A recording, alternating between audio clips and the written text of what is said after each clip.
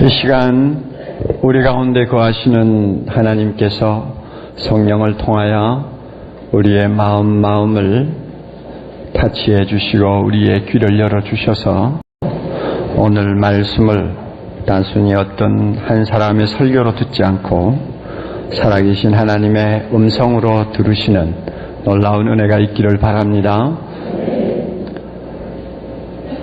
하나님이 아주 싫어하시는 것 두 가지가 있어요. 하나는 이미 구원받은 자기 자녀가 도중에 잘못되고 나중에는 망하는 것을 보는 것입니다. 하나님이 아주 싫어하세요. 망한다는 말은 세상에서 잘못된다는 말도 되고 나중에는 잘못하면 구원도 받지 못하는 불행한 사람이 될 수 있다는 것을 전제하는 말입니다. 또 한 가지 하나님이 싫어하시는 거 있어요. 복음을 듣지 못해가지고 아까운 사람들이 영원히 멸망당하도록 내버려지는 것입니다. 이것을 보는 것을 하나님이 아주 싫어하십니다. 이렇게 하나님이 싫어하시기 때문에 특별히 자기 자녀들에게는 깨어있으라는 말씀을 자주 하세요. 마가복음 13장 33절 같은 말씀이 아주 대표적인 말씀인데요. 주의하라, 깨어있으라. 주의하라, 깨어있으라. 그때가 언제인지 알지 못함이니라. 데살로니가 전서 5장 6절에는 또 같은 의미의 말씀입니다. 우리는 다른 이들과 같이 자지 말고 오직 깨어 근신할지니라. 깨어있으라. 잘못되지 않으려면 깨어있어야 하죠. 우리가 잠이 든다든지 혼몽한 상태에 빠지면은 자기도 모르게 실수하게 되고 잘못된 대로 발을 들여놓게 되는 것입니다. 하나님께서 우리 모두로 하여금 잘못되지 않도록 하기 위해 깨어있게 만들기 위해서 경고 시스템을 두 가지를 만드셨어요. 항상 흔들어 정신을 차리도록 하려고 두 가지 경고 시스템을 준비하셨는데 하나는 역사적인 경고요, 하나는 현실적인 경고입니다. 역사적인 경고가 뭐냐 하고 묻는다면 아마 오늘 우리가 읽은 고린도전서 10장 말씀이 가장 선명하게 그리고 핵심적으로 잘 정리를 해놓았다고 생각을 합니다. 이 말씀 한 절 한 절을 제가 다 여러분에게 이 시간 설명을 드릴 수는 없습니다. 그러나 묶어가지고 이 말씀이 어떻게 해서 하나님이 우리를 깨우기 위해서 기록해 놓으신 역사적인 경고인가 하는 것을 우리가 깨달을 수 있었으면 좋겠습니다. 10장에 나오는 이 말씀은 구약의 출애굽기와 민수기에 나오는 사건들을 통합해서 요약해 놓은 말씀입니다. 우리가 잘 아는 바와 같이 이스라엘 백성은 430년 동안 애굽에서 종살이를 했습니다. 430년 얼마나 긴 세월입니까? 우리가 38년을 남의 나라의 식민지로 있어도 국민 정체성이 왔다 갔다 할 정도로 흐릿해질 정도로 위기를 만났는데 430년 동안 종살이를 한 민족이 독립을 한다는 것은 불가능한 이야기예요. 이미 동화될 대로 다 동화되어 버린 민족이에요. 그럼에도 불구하고 하나님께서는 모세라고 하는 위대한 지도자를 세워서 오랫동안 종살이하면서 고통당한 자기 백성을 불러냈습니다. 애굽에서 해방시켰습니다. 사람의 힘으로 해방시킬 수가 없으니까 하나님께서 직접 나셔서 초자연적인 방법으로 그들을 그 땅에서 끌어냈습니다. 어린 양 피로 그들을 애굽 사람과 구별하셔서 그들의 죄를 씻으시고 모세라고 하는 위대한 지도자를 앞장세고 그 모세를 따라서 200만 명이 넘는 이스라엘 백성들이 애굽을 나온 것입니다. 애굽을 떠나자마자 하나님께서는 그 혹독한 더위와 또 햇살을 피하도록 하기 위해서 구름 기둥으로 이스라엘 백성들을 덮었습니다.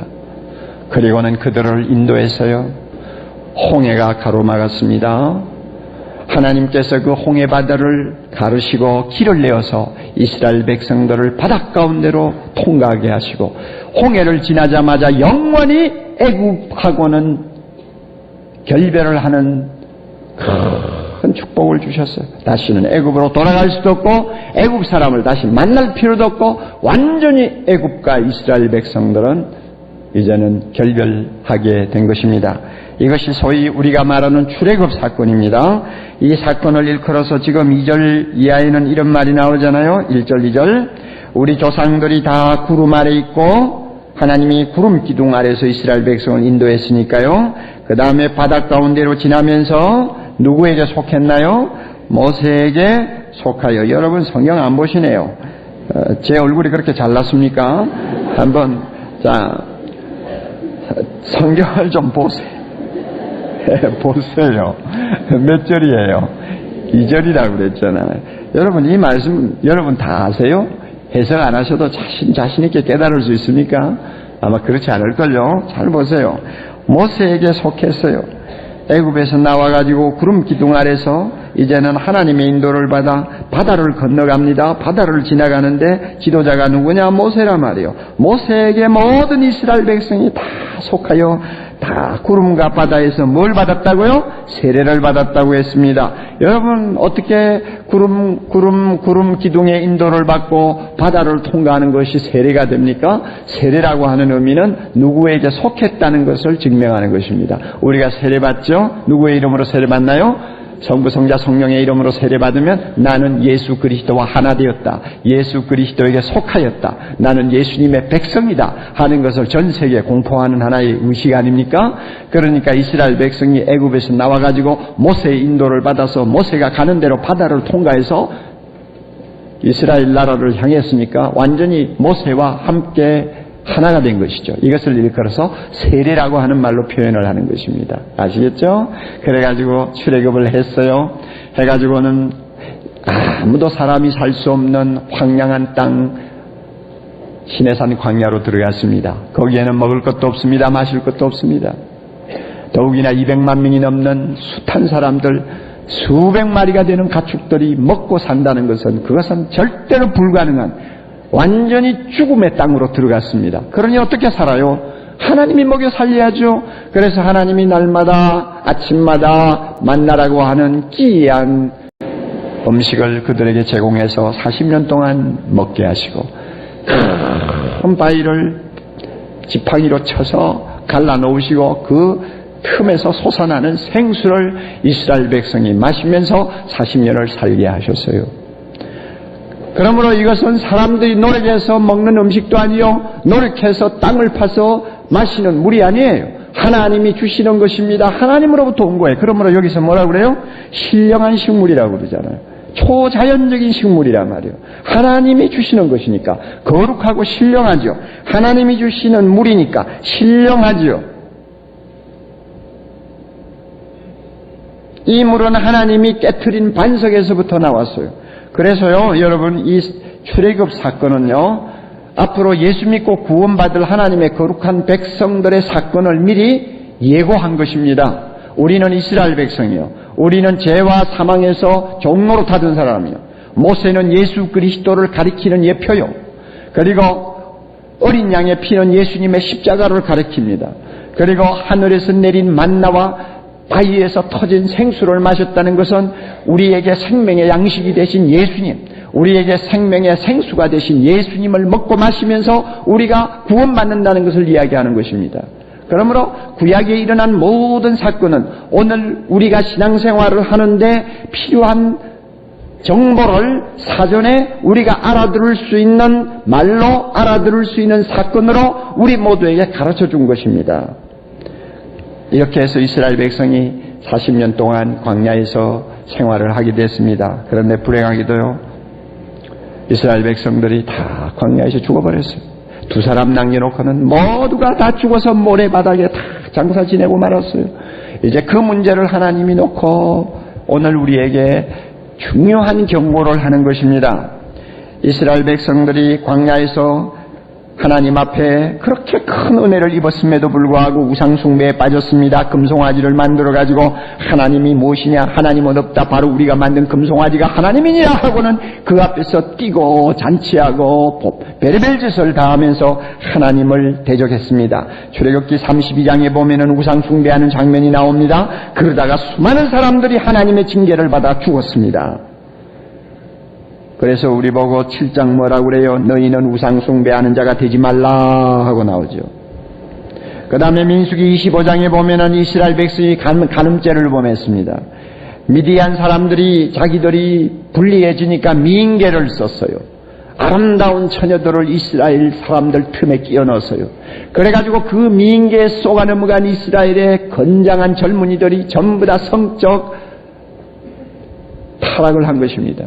하나님이 이것을 보시고 참다 못해서 이스라엘 백성들을 징계하셨어요. 징계해가지고 23,000명이 하루에 목숨을 빼앗기는 비참한 사건이 일어났습니다.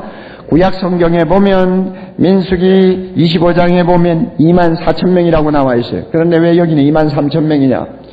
예, 지금 바울은 자기가 읽고 기억한 것을 그대로 쓰고 있는 것입니다. 그 당시는 책이 없었어요. 그 당시는 성구사전도 없어요. 기억을 가지고 쓸 때는 그 사실을 다시 참고할 수가 없어요. 큰 양피지 두루마리에다가 민수기서를 써놨는데 그걸 가지고 다시 바울이 들쳐가면서 어디에 23,000이 있는지 찾아낸다는 것은 거의 불가능한 사건이에요. 장절로 구별되어 있는 것도 아니에요. 그러니까 기억나는 대로 적다가 보니까 약간 오차가 생겨서 23,000명이든 24,000명이든 간에 숱한 사람이 하나님의 벌을 받고 죽었습니다. 그걸 놓고 뭐라 그럽니까? 우리도 저들과 같이 간음하지 말자 그러죠. 또 민수기 14장에 보면은 하나님께서 정탐꾼을 보냈죠. 그 정탐꾼이 돌아와서 하나님의 말씀을 거역하고 나쁜 정보를 이스라엘 백성에게 전하니까 백성들이 하나님을 원망하기 시작했습니다. 그러다가 그냥 이스라엘 백성들이 영원히 하나님의 축복을 놓치는 비극을 맛보게 됐어요. 그러므로 오늘 뭐라고 합니까? 우리도 저들처럼 주를 시험하지 말자. 또 이스라엘 백성들이 한때는 물이 없다고 원망하고 먹을 것이 없다고 원망하다가 불뱀한테 물려 죽어가지고 많은 사람이 희생을 당했습니다. 그것을 놓고 뭐라고 합니까? 우리도 저들처럼 원망하지 말자고 합니다. 그러면 이런 사건을 하나님이 왜 구약에다 기록해 놓으셨느냐? 하나님이 우리 보고 이렇게 말씀합니다. 역사를 놓고 배우라. 역사를 통해서 하나님의 경고를 받으라. 이것입니다. 왜? 역사를 통해 경고를 받음으로 우리가 잘못되지 않기 때문입니다. 그래서 구약 성경을 기록해 놓은 거예요. 그래서 여러분 6절 보세요. 6절. 구약에 기록된 이런 일은 우리의 뭐가 됩니까? 거울이 되고, 그래서 우리로 하여금 저희의 악을 즐겨한 것 같이 즐겨하는 자가 되지 않게 하려 함이니 그래서 기록해 놓았다고 그랬습니다. 그리고 11절 봅니다. 11절 저희에게 당한 이런 일이 다같이요 거울이 되고 또한 말세를 만난 우리의 경대로 기록되었느니라. 그런즉 선줄로 생각하는 자는 넘어질까 조심하라. 우리가 스스로 선줄로 생각하고 있다가 넘어지는 불행을 당하지 않도록 하기 위해 하나님께서는 역사적인 사건을 성경에 기록해 놓으시고 시시때때로 그 말씀을 통해서 경고를 받게 하신 것입니다. 여러분 말세가 가까워오지 않아요. 우리도 잘못하면 영적으로 깊은 잠에 빠지기 쉽습니다. 여러분 저나 여러분이나 우리에게 우상이 없어요. 하나님만이 섬긴다고 입으로는 대단히 요란하게 신앙을 고백하고 찬송하지만 마음속에는 하나님보다 더 사랑하는 어떤 우상들이 자리 잡을 수 있는 것입니다. 돈입니까? 쾌락입니까? 아니면 야망입니까? 아니면은 이 세상에서 자기가 추구하는 어떤 목적입니까? 무엇인가 하나님보다 더 사랑하는 우상이 우리에게 있을 수 있어요. 이 우상이 우리의 눈을 어둡게 하면 나도 모르게 잘못될 수 있고 망할 수 있는 거예요. 이것을 하나님이 경고하는 것입니다. 우리는 성적 타락에 빠질 수 있는 위험은 없나요? 오늘같이 이렇게 음란한 세상, 웬만한 것은 눈 하나 깜짝하지 않는 세상이에요. 옛날에는 처녀가 아이를 낳아도 뭐 어쩐다는 소리를 하면서 다 픽픽 웃었지만 지금은 그것이 웃음거리가 되지를 않아요. 이만큼 음란한 세상에 살고 있기 때문에 저나 여러분이나 어떤 육적인 쾌락의 종이 될 수 있는 위험은 얼마든지 있다 그 말입니다. 이럴 때마다 우리가 이 말씀을 펴놓고 역사적으로 교훈을 받는 것입니다. 나도 음란하다가는 나는 가늠하다가 나도 망한다. 하나님이 경고를 하시는 거예요. 들어야 돼요. 우리는 원망하지 않아요? 우리는 하나님에게 불평하지 않습니까? 하나님 시험하지 않습니까? 여러분 마음속으로 뭐 성경은 뭐라고 하지만은 세상을 보라. 뭐 성경 말씀대로 벌 받는 사람이 몇 명이나 되냐? 성경 말씀대로 복 받는 사람이 얼마나 되냐? 다 성경이 하는 이야기지 사실은 다 다른 거야 하면서 은근히 하나님의 말씀을 무시하고 하나님을 시험하는, 하나님을 어떤 면에서는 테스트하는 교만한 생각 갖고 있는 사람 없어요? 이런 사람을 놓고 하나님이 경고하는 거예요. 성경에다 기록한 이유가 뭡니까? 역사적인 사건을 기록한 이유가 뭡니까? 하나님께서 우리를 경고하는 거예요. 그래서 영적으로 멍청해지지 말라고, 영적으로 잠들지 말라고, 자기도 모르게 망하지 않도록 하기 위해서 경고하는 것입니다. 우리가 이 사실을 꼭 기억하세요. 두 번째 경고 시스템이 있어요. 그것은 현실적인 경고입니다. 현실적인 경고가 뭐냐? 이것은 당장 눈앞에 벌어지고 일어나고 있는 사건을 가지고 경고하시는 것입니다. 그것을 가장 잘 우리에게 보여주는 본문이 누가복음 13장 1절 이하에 나옵니다. 여러분 펴지 않으셔도 돼요. 제 이야기 간단히 들으세요. 누가복음 13장에 보면은 갈릴리 사람들이 예루살렘 성전에 와가지고 제사를 지내고 있었어요. 숫자가 몇 명인지는 모릅니다만은 적지 않는 수가 그 먼 갈릴리에서 와가지고 예루살렘에서 성전에서 제사를 하는데, 그 당시에 그 갈릴리 유대 나라를 다스리던 로마의 총독 빌라도가 군사를 보내가지고 이유 없이 제사 지내는 사람들을 살육을 해버렸어요. 그러니까 제사 지내다가 전부 다 칼을 맞아가지고 피를 통하니까 그 피가 전부 막 제단에 올려놓은 제사에 그냥 피가 튀고 막 법석이 났어요. 이 끔찍한 사건을 보고 온 사람들이 예수님에게 뭐라고 했는지 알아요? 예수님, 갈릴리 몇 사람들이 지금 제사 지내다가 죽임을 당했고 재물이 막 피가 섞여가지고 부정한 재물이 되어버렸는데 예수님, 무슨 죄가 그들에게 있어서 이런 일이 일어날까요? 희생당한 사람의 죄값이 뭔가를 물었어요. 그럴 때 예수님이 그들이 죄가 있어서 그런 일을 당한 줄 아느냐? 아니야! 너희들도 그들처럼 회개하지 아니하면 꽃같이 망하리라. 하나님이 그 사건을 놓고 경고하는 것입니다. 누구 죄냐? 그런 건 따질 필요가 없어요. 하나님이 이 사건을 놓고 지금 살아있는 사람들을 경고한다 그 말이에요. 너희들도 정신 차리지 아니하면 망할 수 있다는 것을 경고한다는 것입니다. 또 어떤 사람들이 실로암 망대라고 하는 요사이 말하면 뭐 어떤 높은 망대로 올라갔어요. 망대로 올라갔는데 공사가 부실했는지 그만 망대가 붕괴되어 버렸습니다. 그래가지고 여러 명이 함께 추락해서 희생을 당했습니다. 그 사건을 보고 사람들이 예수님에게 와가지고 예수님, 아이고 망대에 올라간 사람들이 다 죽었습니다. 누구 죄값으로 저렇게 됐죠? 그럴 때 예수님이 누구 죄값으로 된 것이 아니야. 그들이 너희들보다 죄가 많아 죽은 줄 아느냐? 아니야! 아니야! 너희들도 회개하지 아니하면 망하느니라. 경고요. 눈앞에 벌어지는 사건을 가지고 하나님이 경고하는 것입니다. 이것이 바로 현실적인 경고 시스템입니다. 이런 경고적인 성격을 띤 사건들은 말세가 되면서 많이 나타날 것이라고 성경에 이야기합니다. 마태복음 24장 6절 7절 난리와 난리가 일어날 것이라고 합니다. 말세가 될수록 민족이 민족을 서로 대적하면서 일어난다고 하고 나라가 나라를 대적해서 일어난다고 합니다. 처처에 기근과 지진이 일어난다고 합니다. 그럼에도 불구하고 이와 같은 끔찍한 사건들은 진짜 사건의 시작에 불과하다고 말합니다. 그러므로 진짜 사건이 일어나면 엄청난 일들, 엄청난 비극들이 우리 역사의 현장에 나타날 것이라고 성경은 예언하고 있습니다. 이런 것들이 바로 현장의 경고입니다. 지난 100년 동안에도 엄청난 사건이 많이 일어났습니다만 앞으로는 더 무서운 사건들이 일어날 것입니다. 그 사건 하나하나가 모두 우리를 경고하기 위해 하나님이 주시는 것이요, 우리로 하여금 망하지 않도록 하기 위해서, 교회를 깨우기 위해서, 불신자들에게 각성시키기 위해서 하나님이 주시는 것이요, 또 하나는 징조의 성격도 있습니다. 이 세상 마지막에 가까웠다고 하는 어떤 사인이에요. 주님의 재림하실 날이 다가온다고 하는 사인이에요.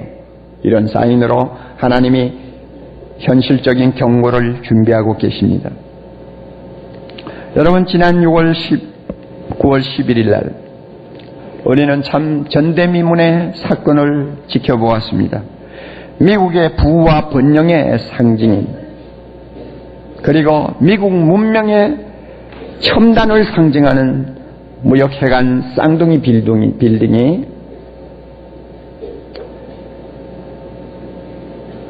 여객기에 충돌해서 불과 한두 시간 안에 우리의 시야에서 사라지는 끔찍한 사건, 수천 명의 생명이 소리 없이 사라져버린 끔찍한 사건을 우리가 지켜보았습니다.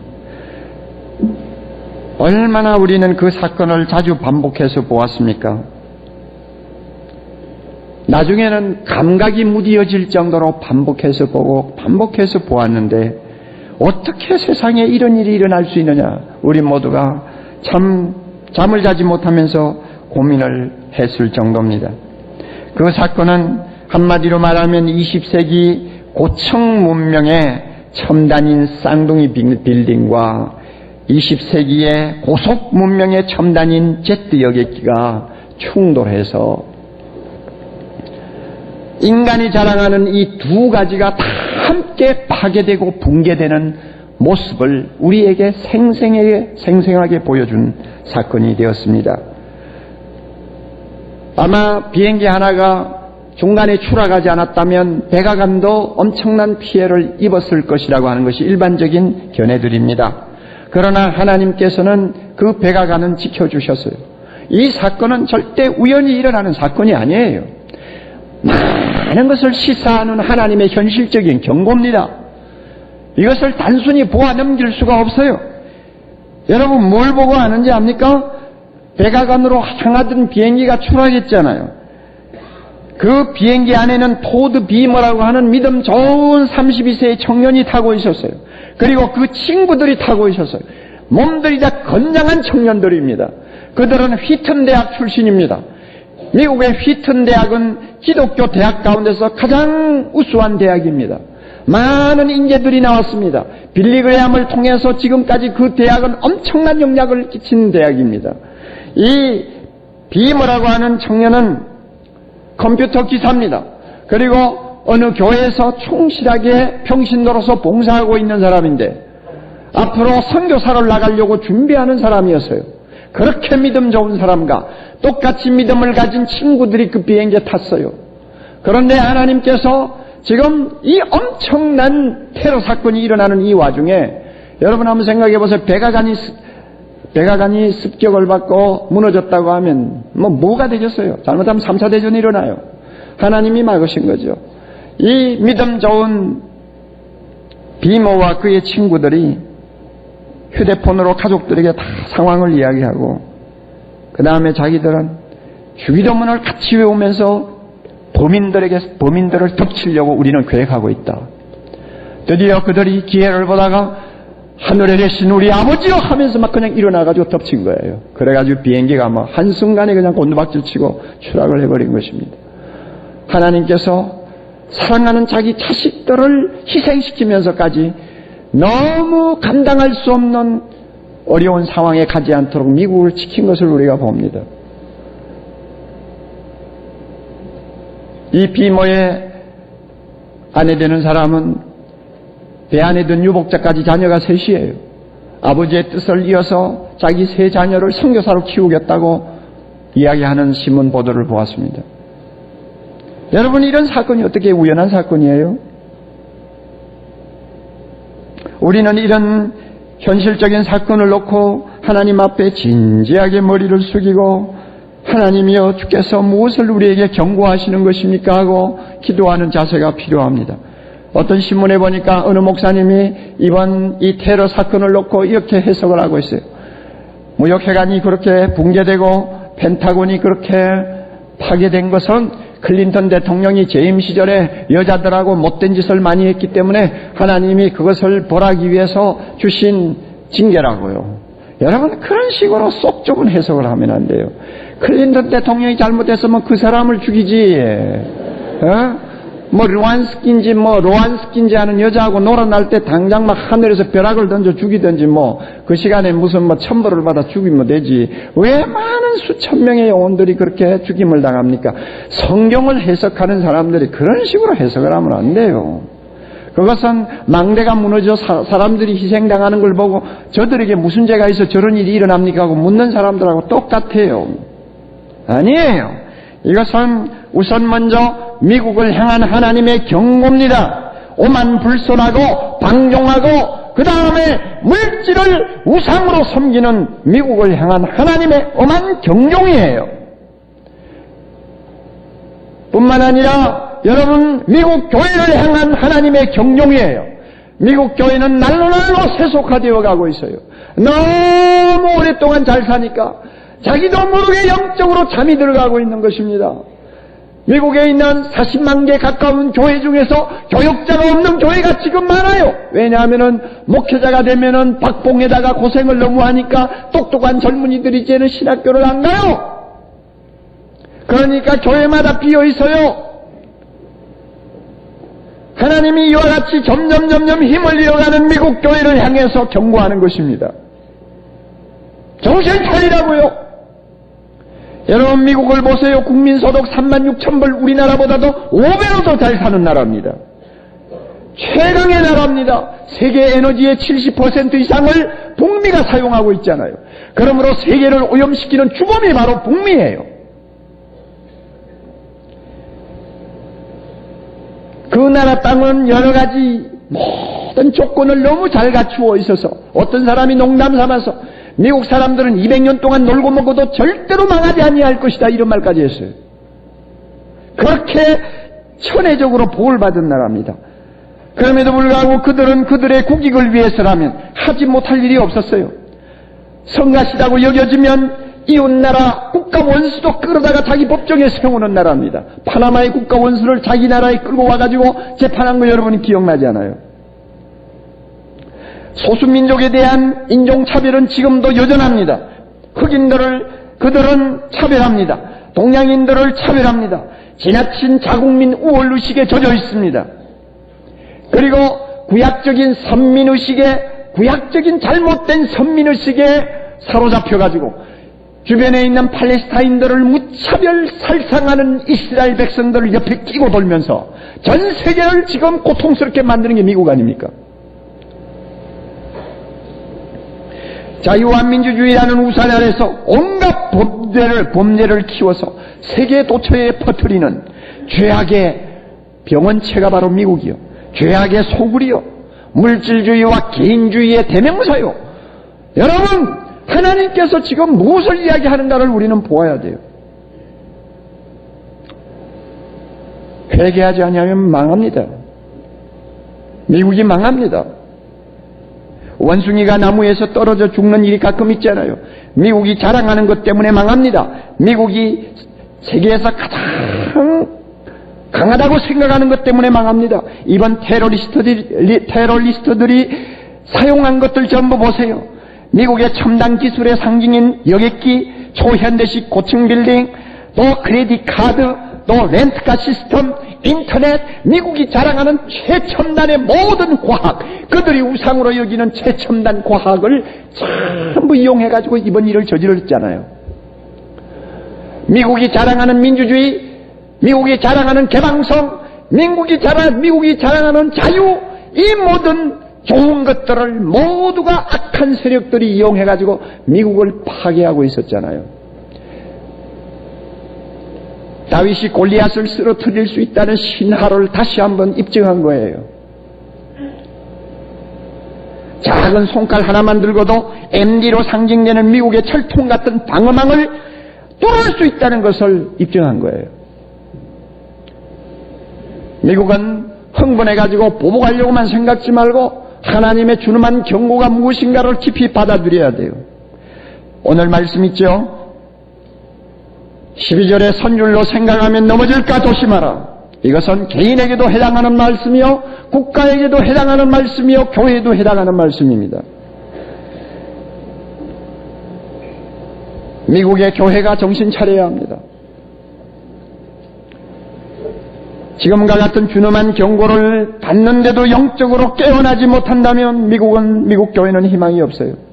지난 11일 사건이 터지자마자 그 다음 주일날 사람들이 교회로 많이 몰렸다고 합니다. 미국에서 제일 큰 교회라고 하는 윌로우 크릭 교회 통계를 봤어요. 그 교회는 지금 우리 교회 사이즈 정도 됩니다. 주일날 한 18,000명 모이는 교회예요. 그런데 그 사건이 터지자마자 그 다음 주일에 5,000명이 더 몰려와가 23,000명이 모였어요. 교회마다 사람들이 막 몰려갔어요. 그런데 내가 생각할 때는 일회성으로 끝날 거예요. 충격이 점점 가라앉고 흥분이 가라앉으면 또 교회 안 나갈 거예요. 미국 교회가 회개해야 돼요. 사랑하는 형제자매 여러분, 이것이 어떻게 미국과 미국 교회를 향한 하나님의 경고로서 끝날 수 있다고 생각합니까? 한국 교회에 대한 경고는 아닐까요? 대한민국에 대한 경고는 아닐까요? 세계를 향한 하나님의 경고는 아닐까요? 우리는 곰곰이 생각해 봐야 합니다. 오늘 우리도 미국을 그대로 답습하고 있지 않습니까? 여러분, 우리의 의식구조가 점점 미국 사람을 닮아가고 있잖아요. 우리의 생활 패턴이 점점 미국 사람을 흉내내고 있잖아요. 교회도 마찬가지 아니에요. 그래서 나도 모르게 영적으로 깊이 잠들어간다고 생각지 않습니까? 우리 마음속에 있는 우상을 한번 보세요. 오늘날 교회가 하나님보다도 더 크게 생각하는 우상이 뭔지 보세요. 돈 아닌가요? 좋은 건물 아닌가요? 명예가 아닌가요? 목사들은 자기의 야심이 아닌가요? 여러분 한번 보세요. 이와 같은 것들을 향해서 하나님이 경고하신다고 우리는 깊이 생각해야 합니다. 안타까운 것은 사람들은 경고를 잘 듣지 않는다는 것입니다. 경고를 잘 안 들어요. 성경에 기록된 역사적인 경고를 놓고도 사람들은 잘 듣지 않아요. 아이고, 옛날 고대시대에 있었던 사건인데 그게 내하고 지금 무슨 상관이냐. 받아들이려고 하지 않아요. 그리고 요즘 신앙생활 잘 안 해도 잘 살고 잘 되는 사람도 수두룩한데 뭘 그렇게 사람 겁주는 말만 자꾸 하냐. 아마 이런 생각을 하면서 잘 안 들어요. 쌍둥이 빌딩 같은 것이 10개가 무너져도 꼼짝도 안 할 사람도 우리 주변에 많아요. 여전히 기도 안 해요. 그런 사건 일어나도 기도 안 해요. 내 즐기는데 바빠요. 여러분, 교회 안에도 얼마든지 잠자는 사람이 있어요. 흔들어도 깨지 않는 사람이 있어요.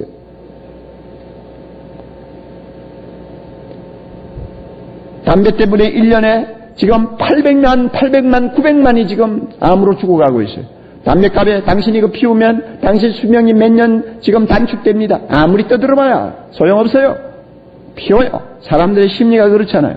앞으로 20년만 더 있으면 전 세계적으로 1000만 명이 담배 때문에 희생당한다고 합니다. 그 가운데서 700만 명은 개발도상국에서 나온다고 합니다. 여러분, 이런 끔찍한 경고를 받으면서도 유유히 담배 피우면서 그 연기 속에서 뭔가 인생의 의미를 찾고 있는 멍청한 존재들. 사람들은 그렇게 콱 막히려면은 한참 막혀요. 안 들어요. 오늘 우리 모두가 하나님의 이와 같은 현실적인 경고를 듣고도 듣지를 않는다면 이것은 우리 모두에게 보통 비참한 일이 아닙니다.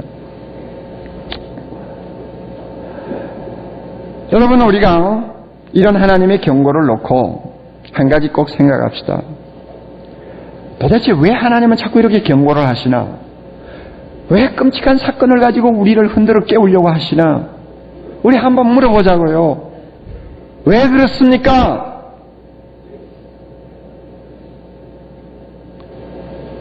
세상을 하나님이 사랑하시기 때문입니다. 예수 믿는 우리를 끔찍히 사랑하시기 때문에 하나님께서 경고하시는 것입니다. 잘못되지 말라고요.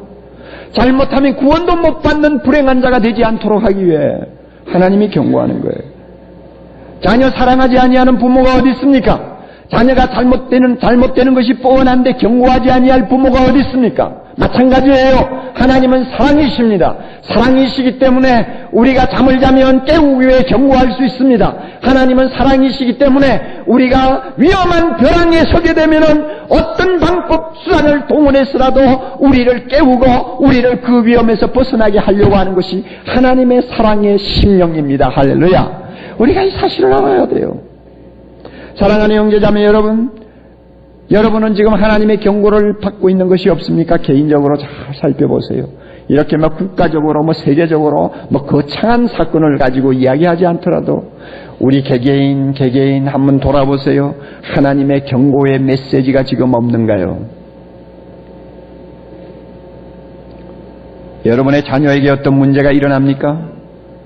하나님이 무엇을 경고하시는가를 여러분이 귀담아 들으셔야 합니다. 여러분에게 어떤 예고하지 아니한 사건이 일어납니까?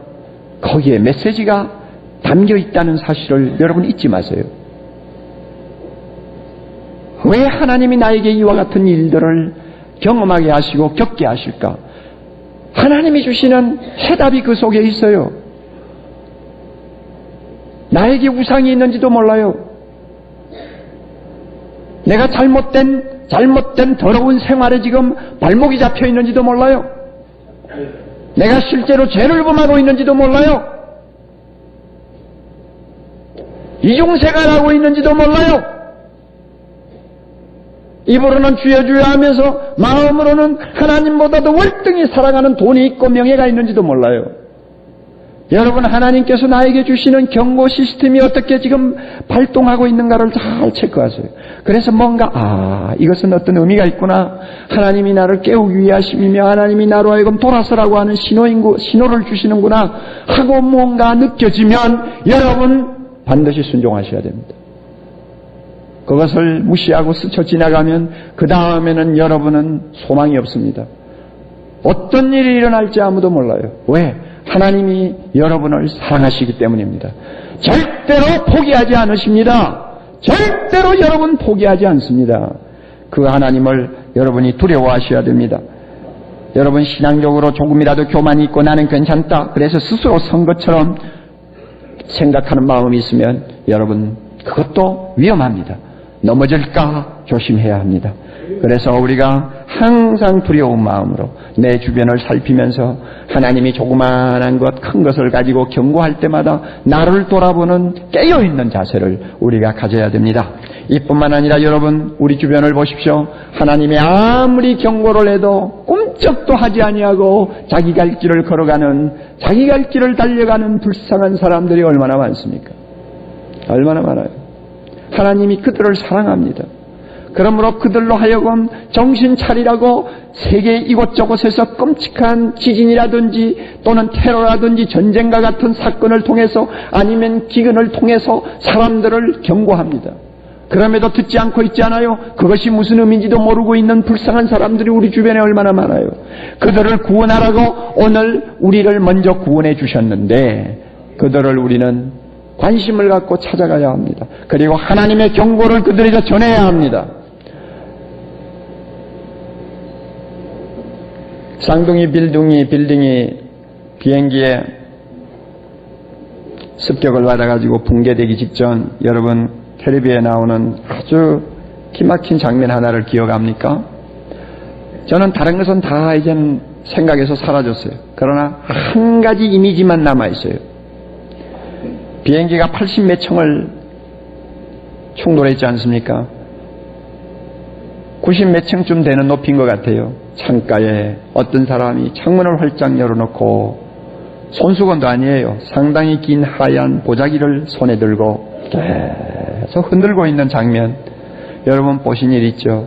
저는 한두 번 본 거 아니에요. 계속 흔들고 있어요.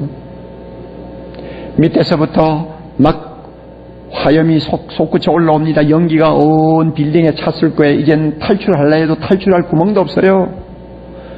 아무리 여러분 보자기를 흔들어도 헬리콥터가 와서 그 사람을 구할 것입니까? 아니면은 119 구조대원이 사다리를 타고 그 높은 데로 올라갈 것입니까? 아무도 굳이 그를 구해줄 가능성이 없어요. 그래도 그는 계속 흔들고 있습니다. 여러분 그 사람을 보면서 무슨 생각을 하셨어요? 무슨 생각을 하셨어요? 3, 40분 지나서 그 빌딩이 무너지면서 그 사람도 함께 그 화염 속에 무서운 폭음과 함께 우리 눈에서 사라졌어요. 여러분 흔들고 있는 그 사람을 보고 무슨 생각하셨어요? 오늘 우리 주변에 예수 안 믿는 사람의 모습입니다. 살 소망이 없어요. 구원의 길이 전혀 없어요. 다 막혔어요. 아무리 보자기 흔들어도 그를 건져줄 사람이 없어요. 그런 정말로 절망에 빠져있는 어두움의 권세에 사로잡혀 있는 불쌍한 사람들이 우리 주변에 한두 명이냐 그 말이에요. 영의 눈을 한번 뜨고 보세요. 영의 눈을 한번 뜨고 보세요. 지금은 보자기를 흔들지 않는다고 할지라도 마지막 순간에 살아날 길이 전혀 없는 막다른 골목에서 보자기를 흔들면서 살려달라고 아우성 칠 사람들이 우리 주변에 한두 명이겠느냐고 말입니다. 우리는 영의 눈으로 그들을 보아야 합니다. 그러므로 그들을 찾아가야 돼요.